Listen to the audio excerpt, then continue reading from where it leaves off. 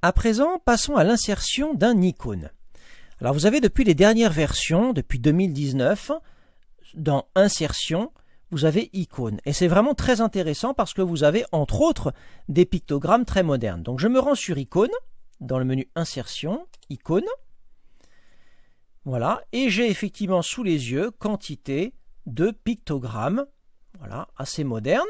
Vous remarquez que ces pictogrammes sont classés par thème, ici, mais si je ne trouve pas mon bonheur dans ces thèmes, rien ne m'empêche de sélectionner ici exactement le thème que je souhaite.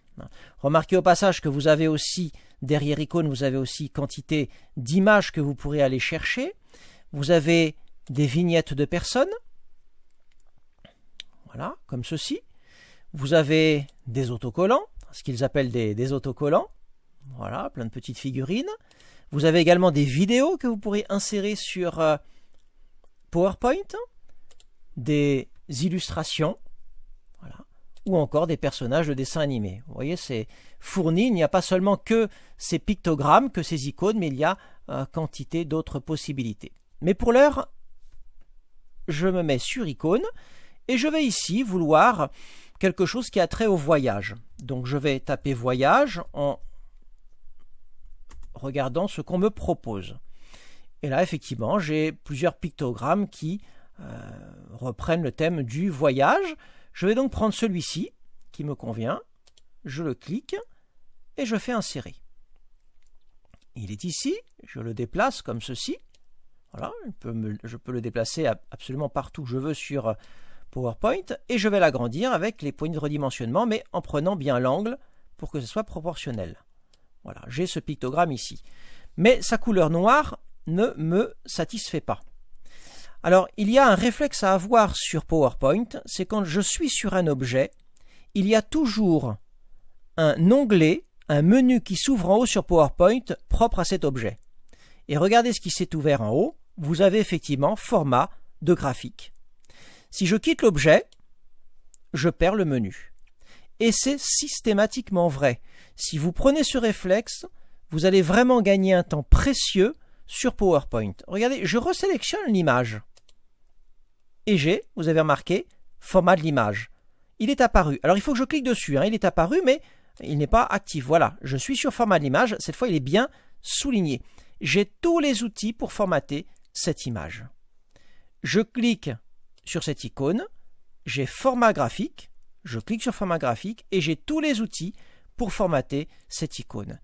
Si demain vous insérez un graphique, vous aurez format graphique. Si vous insérez une forme, vous aurez format forme. Si vous avez inséré un smart art, vous aurez format smart art, etc., etc. Il faut être sur l'objet et l'onglet s'ouvre en haut. Vous cliquez dessus et quand il est souligné, vous avez toutes les commandes correspondantes sous les yeux. Donc c'est très pratique parce qu'il n'y a pas besoin d'aller chercher ailleurs autre chose sur PowerPoint. Il n'y a rien. Tout est concentré pour cet objet, tout est concentré sur ce menu, ce qui réduit donc drôlement la recherche. Donc je suis sur format graphique et je voudrais changer sa couleur. Eh bien, je constate qu'ici, j'ai des couleurs qui sont possibles. On m'offre des possibilités avec quelques effets. Mais je retrouve ici le pot de peinture, le remplissage, avec une palette. Mais ce que je voudrais, c'est que vraiment ça soit exactement la même couleur que les passeports. Je vais donc utiliser en bas la pipette. Je clique sur la pipette et je clique sur le passeport pour récupérer sa couleur. Et voilà, j'ai exactement la couleur du passeport.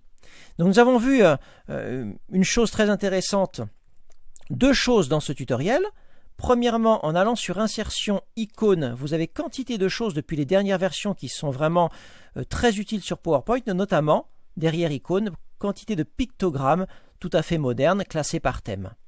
Puis, une fois que vous êtes sur l'icône, comme sur n'importe quel objet, vous avez l'onglet qui s'ouvre, et en l'occurrence ici format graphique, avec toutes les commandes pour le formater. C'est ce que nous avons fait en allant sur remplissage et sur pipette. Voilà donc de bons réflexes à avoir sur PowerPoint.